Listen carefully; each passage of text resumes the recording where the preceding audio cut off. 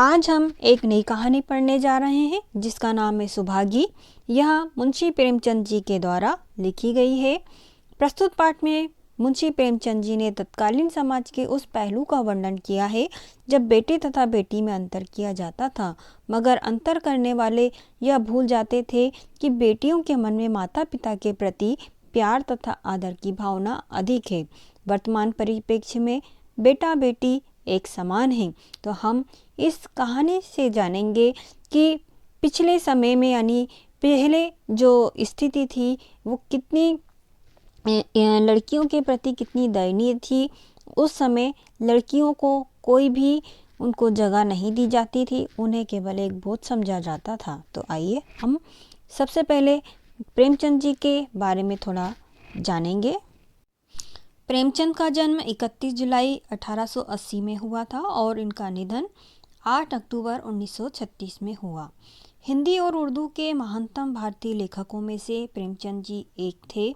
मूल नाम इनका धनपत राय श्रीवास्तव था। प्रेमचंद को नवाब राय और मुंशी प्रेमचंद के नाम से भी जाना जाता है। उपन्यास के क्षेत्र में उनके योगदान को देखकर बंगाल के विख्यात उपन्यासकार शरतचंद्र चट्टोपाध्याय जी ने उन्हें उपन्यास सम्राट कहकर संबोधित किया था।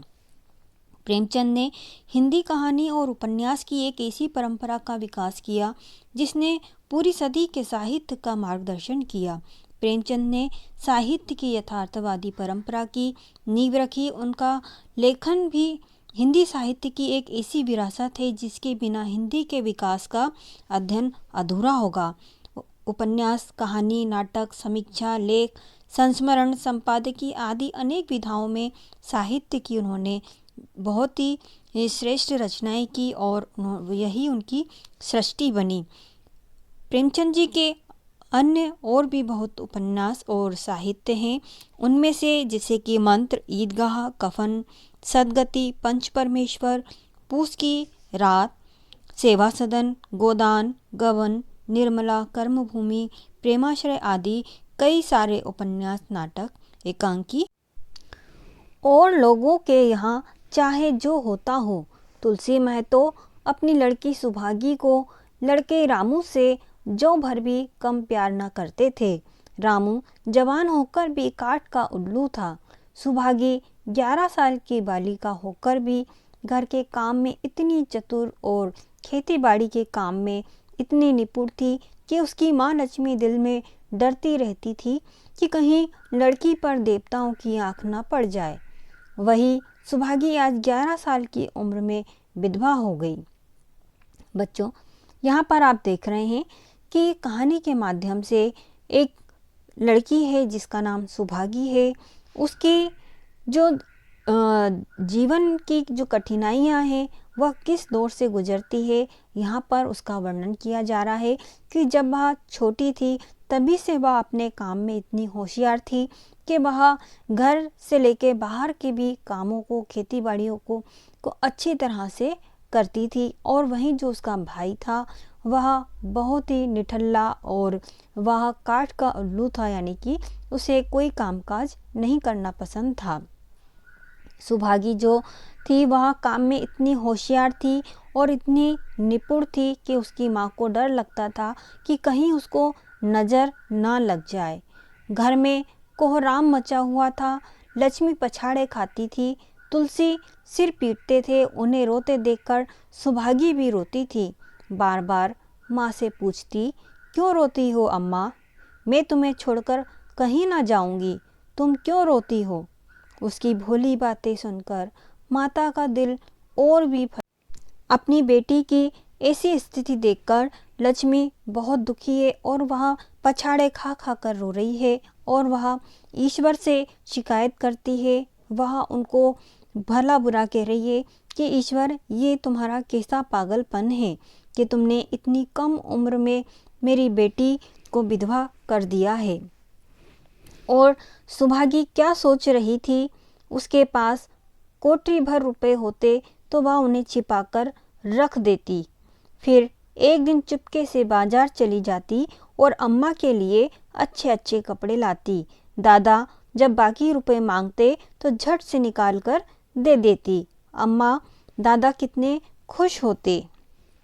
अब यहाँ पर सुभागी सोच रही है, क्योंकि वह बहुत छोटी उम्र है, वह नहीं जानती है कि उसके साथ क्या हुआ है। वह तो और अपनी माता से पूछ रही है कि तुम क्यों रो रही हो, तुम्हें क्या हुआ है। और वह सोच रही है कि काश मेरे पास बहुत सारे रुपए होते और मैं उसे कहीं छुपा कर रख देती और उससे अपनी माँ के लिए नए नए कपड़े लेकर आती और कुछ पैसे उसमें से बचा लेती। अगर जब मेरे पिताजी मांगते तो मैं उन्हें झट दे देती। जब सुभागी जवान हुई तो लोग महतो पर दबाव डालने लगे कि लड़की का घर कहीं बसा दो, जवान लड़की का यूँ फिरना ठीक नहीं। जब हमारी बिरादरी में इसकी कोई निंदा नहीं है तो क्यों सोच विचार करते हो। तुलसी ने कहा, भाई मैं तो तैयार हूँ, लेकिन सुभागी भी माने तब ना, वह किसी तरह राजी ही नहीं होती है। अब यहाँ पर जब सुभागी बड़ी हो गई तो जो आसपास के लोग थे, बिरादरी के लोग थे, समाज के लोग थे, वह महतों पर दबाव डालने लगे कि अब तुम्हें लड़की का विवाह कर देना चाहिए। लेकिन तुलसी तो तैयार थे, लेकिन सुभागी जो थी वह शादी के लिए तैयार नहीं थी। हरिहर ने सुभागी को समझाकर कहा, बेटे हम तेरे ही भले की कहते हैं, माँ बाप अब बूढ़े हुए, उनका क्या भरोसा, तुम इस तरह कब तक बैठी रहोगी। सुभागी ने सिर झुकाकर कहा, चाचा मैं तुम्हारी बात समझ रही हूँ, लेकिन मेरा मन घर बसाने को नहीं कहता। मुझे आराम की चिंता नहीं है, मैं सब कुछ झेलने को तैयार हूँ और जो काम तुम कहो वह सिर आँखों के बल करूँगी, मगर घर बसाने को ना कहो। जब मेरा चाल कुचाल देखना तो मेरा सिर काट देना। अगर मैं सच्चे बाप की बेटी हूँ तो बात की भी पक्की हूँ, फिर लज्जा रखने वाले तो भगवान है, मेरी क्या हस्ती कि अभी कुछ कहूँ।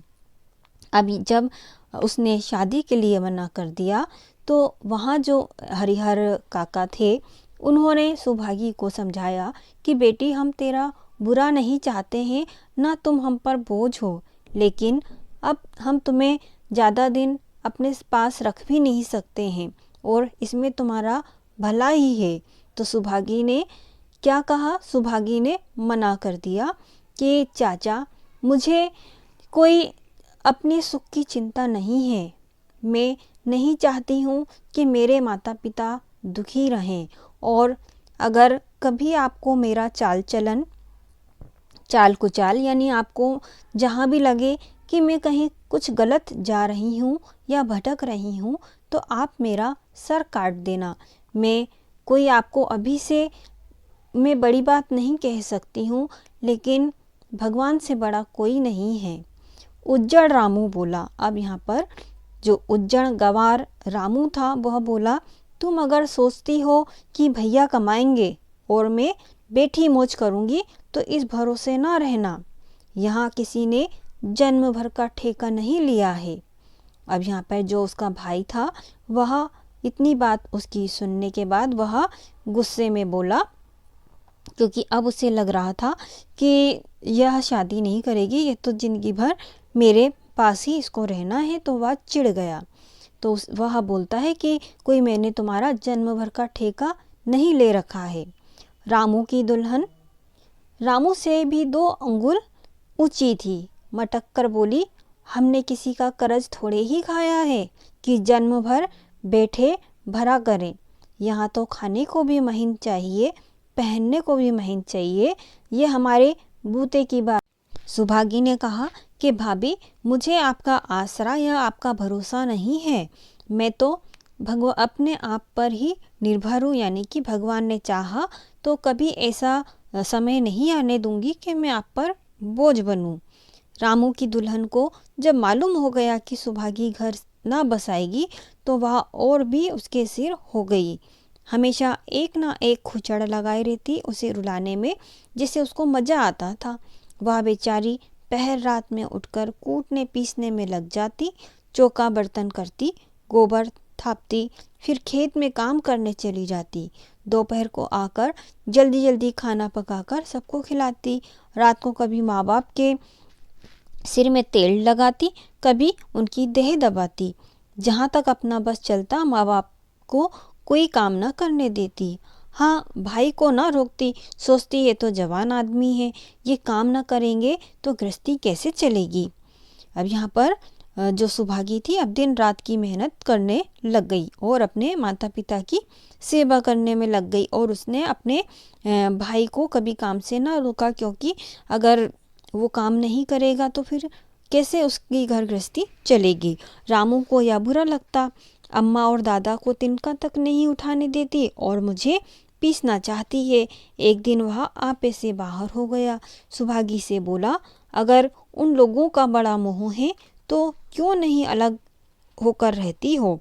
तब सेवा करो तो मालूम हो कि सेवा कड़वी लगती है कि मीठी। दूसरों के बल पर वाहवाही लेना आसान है, बहादुर वह है जो अपने बल पर काम करे। सुभागी ने तो कुछ जवाब ना दिया, क्योंकि बात बढ़ जाने का डर था, इसलिए वह चुप रही। मगर तुलसी महतो से नहीं रहा और उसने रामू से बोला कि क्यों लड़ते हो, और रामू भी जो था वह बीच में ही कूद पड़ा। तुलसी तमतमाते हुए बोला कि जब तक मैं जीवित हूँ तब तक तो मुझसे कुछ नहीं कहोगे, और मेरे पीछे जो करना चाहो वह तुम करते रहना, तुमने उसका घर में रहना भी मुश्किल कर दिया है। रामू क्रोध में बोला कि आपको तो आपकी बेटी प्यारी है तो उसे आप गले बांध कर रखिए, मुझसे नहीं सहा जाता। तुलसी ने भी अब पलटकर कहा कि ठीक है, अगर तुम्हारी यही मर्जी है तो यही होगा। मैं कल गांव के आदमियों को बुलाकर बंटवारा कर दूंगा, चाहे तुम छूट जाओ, लेकिन सुभागी नहीं छूट सकती। रात को जब तुलसी लेटे हुए थे तो उन्हें पुरानी बातें याद आ रही थी कि जब रामू छोटा था, जब रामू का जन्मदिन मनाया था, तब उनके पास कुछ रुपए पैसे भी नहीं थे। उन्होंने कर्ज लेकर जश्न मनाया था, यानी जलसा किया था, और जब सुभागी हुई थी तब उनके पास सब कुछ होते हुए भी उन्होंने उस पर कोई खर्च नहीं किया था, क्योंकि उन्होंने पुत्र को रत्न समझा था और पुत्री को पूर्व जन्म के पापों का दंड। और अब वह पछता रहे थे कि वह रत्न कितना कठोर निकला और यह दंड कितना मंगलमय, यानी कितना खुश उनको रखने वाला था, जो उनको ध्यान रखती थी उनकी बेटी। दूसरे दिन महतो ने गांव के आदमियों को जमा करके कहा कि पंचों, अब रामू का और मेरा एक में निभा नहीं होता। मैं चाहता हूँ कि तुम लोग इंसाफ से जो कुछ भी करोगे वह मुझको मंजूर है, क्योंकि रात दिन की किचकिच अच्छी नहीं। गांव के मुख्तार बाबू सज्जन सिंह बड़े सज्जन पुरुष थे।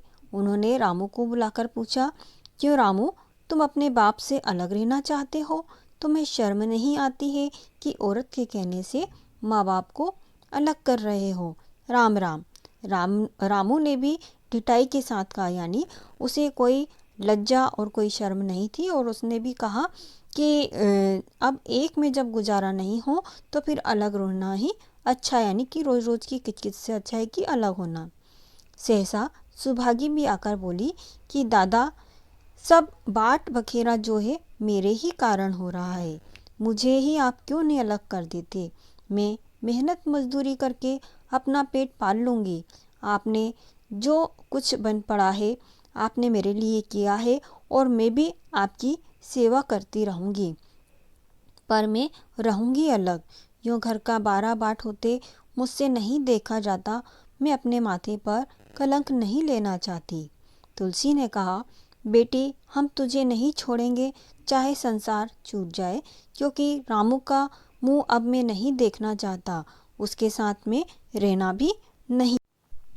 बंटवारा होते ही महतो और लक्ष्मी को मानो पेंशन मिल गई। पहले तो दोनों सारे दिन सुभागी के मना करने पर भी कुछ ना कुछ करते ही रहते थे, पर अब उन्हें पूरा विश्राम मिल गया, यानी कि अब वह आराम करने लगे। पहले दोनों दूध घी खाने को भी तरसते थे, और अब क्या हुआ कि सुभागी ने कुछ रुपए पैसे बचाकर एक भैंस खरीद ली, क्योंकि बूढ़े आदमियों की जान उनका भोजन होता है। अब वह उनको किस आधार पर स्वस्थ रखे। महतो ने विरोध किया, क्योंकि वह भैंस ले आई थी, तो अब उन्हें अच्छा नहीं लग रहा था कि वह इतनी मेहनत फिर करे। कहने लगे, घर का काम यूं ही क्या कम है कि तू यह नया झंझट पाल रही है। सुभागी ने कहा सुभागी ने उन्हें बहलाने के लिए कहा कि दादा, दूध के बिना मुझे खाना अच्छा नहीं लगता है। तो लक्ष्मी ने हंसकर कहा, बेटी तू झूठ कब से बोलने लगी है? दूध हाथ से तो छूती नहीं है और खाने को कहती है। सारा दूध तो हम लोगों को ही पिला देती है। गांव में जहाँ देखो सबके मुंह से सुभागी की तारीफ होती थी कि यह तो लड़की नहीं देवी है। सज्जन सिंह कहते हैं कि यह तो उस जन्म की देवी है, मगर शायद महतो को यह सुख बहुत ज़्यादा दिन न भोगना लिखा था। 7-8 दिन से महतो को बहुत ज़ोर से जर होने लगा था, यानी कि उनको बुखार आ रहा था। देह पर से भी उनके सारे कपड़े अब उनको बोझ लगने लग गए थे।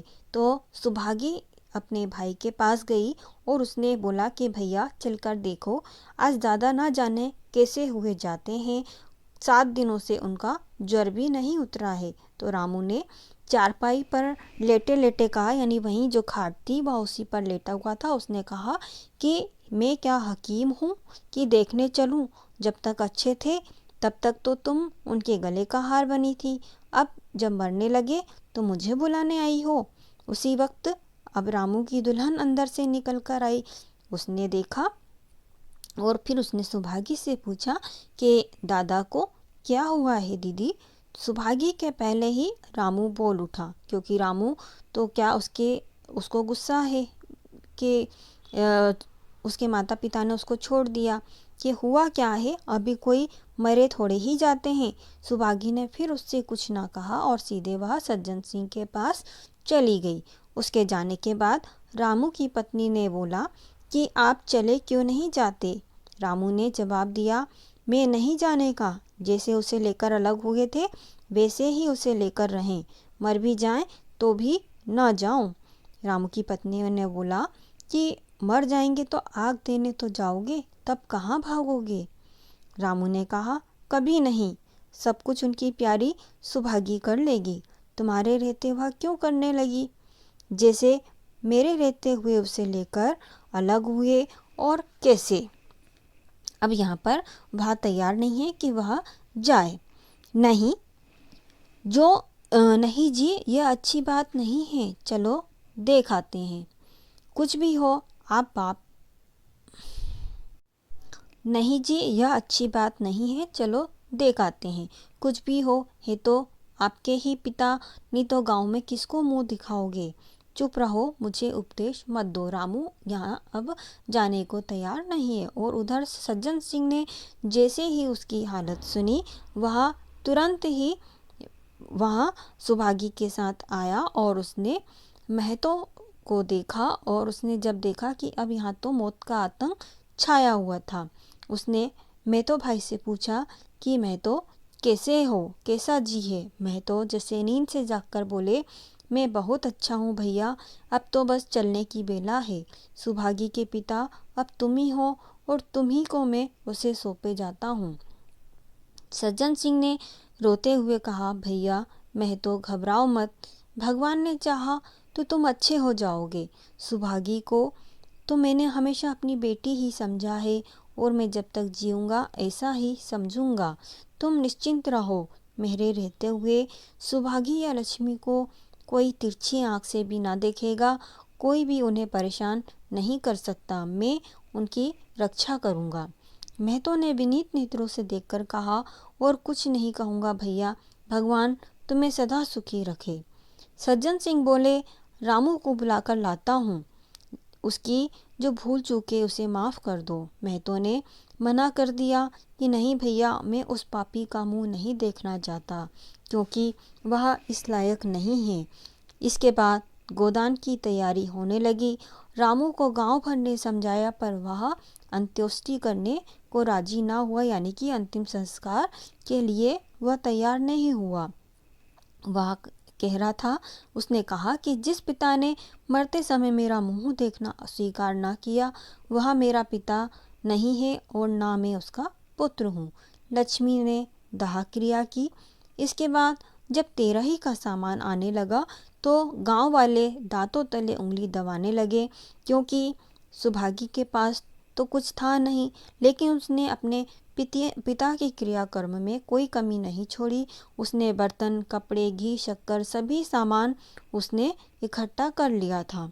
लक्ष्मी ने कहा कि बेटी, घर देखकर खर्च करो, अब कोई कमाने वाला नहीं है, आप ही कुआं खोदना है और आप ही पानी पीना है। सुभागी बोली, बाबूजी का काम तो धूमधाम से होगा अम्मा, चाहे घर रहे या ना रहे, क्योंकि सुभागी चाहती थी कि वह अपने भाई रामू को दिखा दे, उसके घमंड को चूर कर दे, क्योंकि वह चाहती थी कि उसने मुझे बेसहारा कर दिया है, बेसहारा वो मुझे समझता है, लेकिन मैं अबला नारी नहीं हूँ। लक्ष्मी चुप ही रही। 13 के दिन 8 गांव के ब्राह्मणों का भोज हुआ।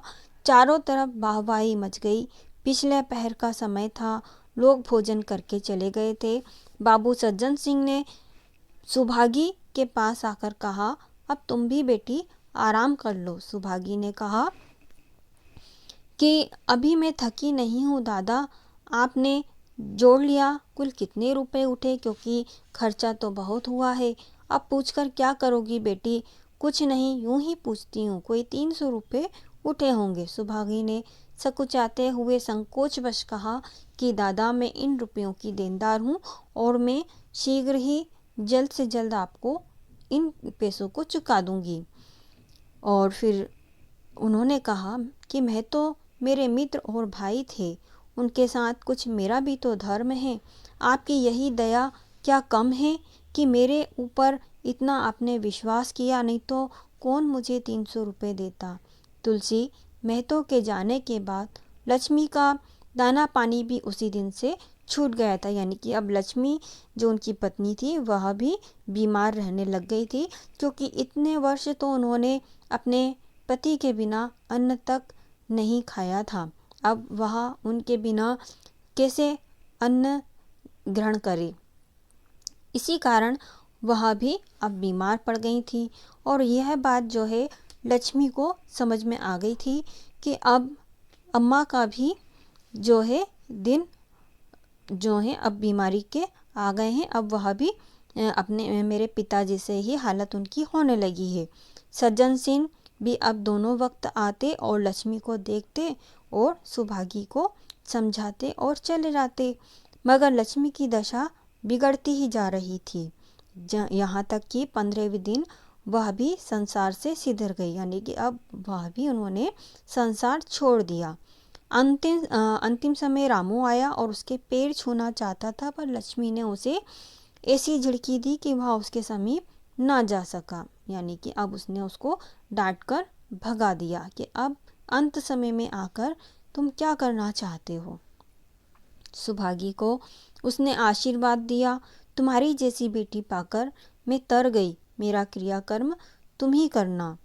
माता के देहांत के बाद सुभागी के जीवन का केवल एक ही लक्ष्य रह गया था कि सज्जन सिंह के उसे रुपए चुकाना थे।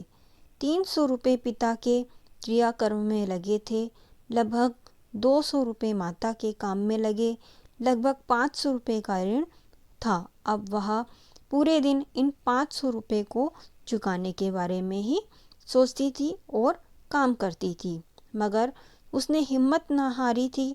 3 साल तक सुभागी ने रात को रात और दिन को दिन ना समझा। दिन भर खेतीबाड़ी का काम करने के बाद वह रात को भी 4-4 पसेरी आटा पीस डालती। 30वें दिन 15 रुपये लेकर वह सज्जन सिंह के पास पहुंच जाती। इसमें कभी भी उसने नागा नहीं होने दिया। यह मानो प्रकृति का अटल नियम बन चुका था। जिस दिन आखिरी किस्त चुकाई, उस दिन उसकी खुशी का ठिकाना न था। आज उसके जीवन का कठोर व्रत पूरा हो गया। वह चलने लगी तो सज्जन सिंह ने कहा, बेटी, तुमसे मेरी एक प्रार्थना है, कहो तो कहूँ, मगर वचन दो कि मानोगी। अब जब सुभागी ने 500 रुपये का ऋण सज्जन सिंह को 3 साल की मेहनत करके चुका दिया था, अब सज्जन सिंह भी उसकी मेहनत, उसकी लगनशीलता को देखकर बहुत ही उस पर स्नेह रखते थे और यूं भी वह उसे अपनी बेटी मानते थे। तो उन्होंने अब उससे एक वचन मांगा। सुभागी ने कृतज्ञ भाव से देखकर कहा, दादा आपकी बात ना मानूंगी तो किसकी बात मानूंगी? मेरा तो रोया रोया आपका गुलाम है। अगर तुम्हारे मन में यह भाव है तो मैं ना कहूँगा। मैंने अब तक तुमसे इसलिए नहीं कहा कि तुम अपने को मेरा देनदार समझ रही थी, पर अब तुमने रुपए पूरे चुका दिए हैं। मेरा तुम्हारे ऊपर अब कोई एहसान नहीं है, रत्ती भर भी नहीं। बोलो, कहूँ? आपकी जो आज्ञा हो। इनकार ना करना। अब यहाँ पर सज्जन सिंह उससे बोल रहे हैं कि बेटी तुम इनकार मत करना। अब उसने कहा, सुभागी ने, कि आपकी क्या आज्ञा है? सज्जन सिंह ने कहा कि मेरी इच्छा है कि तुम मेरी बहू बनकर मेरे घर को पवित्र करो। मैं जात पात का कायल हूँ, मगर तुमने मेरे सारे बंधन तोड़ दिए। बोलो, मंजूर करती हो? सुभागी ने कहा कि दादा इतना सम्मान पाकर मैं पागल हो जाऊंगी। तुम्हारा सम्मान भगवान कर रहे हैं बेटी, तुम साक्षात भगवती का अवतार हो। मैं तो आपको अपना पिता समझती हूँ।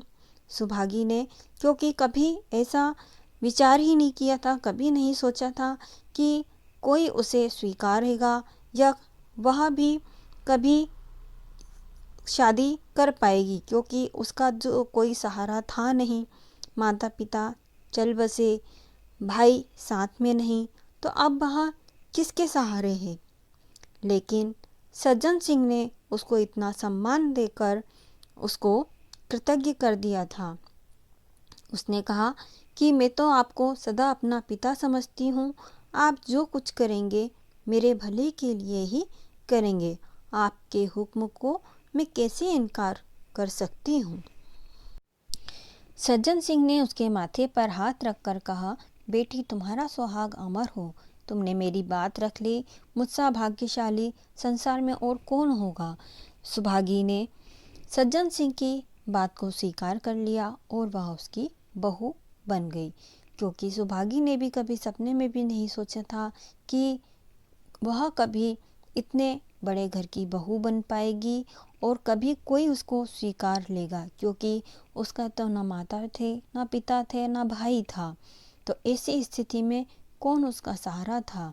लेकिन वह इतनी मेहनती थी कि उसने किसी का भी पैसा कर्जा ना रखा और दिन रात मेहनत करके उसने अपने हर कर्ज से मुक्त हो गई। तो आपको समझ में आया होगा, आपने देखा होगा कि जो हमारे भारत की जो पहले जो दशा थी वह किस तरह से थी कि पहले बेटा बेटी में कितना अंतर किया जाता था।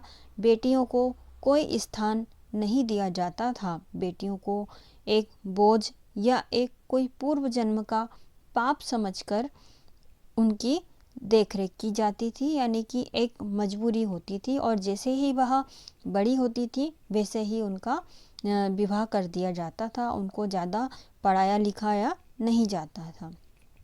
लेकिन बदलते हुए स्वरूप में आज हम देखते हैं कि आज बेटा बेटी एक समान है। जितना अधिकार आज बेटों को है उससे कहीं ज़्यादा आज बेटियों को स्थान दिया जाता है। आज हर घर में जो बेटी है वह खुशहाल है और बहुत ही सौभाग्यवान है कि आज वह इस पुरानी जो परिस्थितियों को आज वह केवल आज उसको वो महसूस करती होगी कि अगर ऐसी परिस्थितियों में वह होती तो कितना, यानी कि बुरा समय था। और अगर आज वह इस समय जिन स्थितियों में वो अपने आप को खड़ा होते हुए देखती है तो वो आज हर लड़की, हर बेटी जो है वह अपने माता पिता पर गर्व करती है कि आज हम इस संसार में और अपने माता पिता के साथ इतने सुखी और इतने खुशी हैं कि आज हम गर्व से अपने सिर को ऊंचा करके कह सकते हैं कि मैं अपने माता पिता की बेटी हूँ और मैं भी बहुत कुछ कर सकती हूँ। आज मुझे भी सारे अधिकार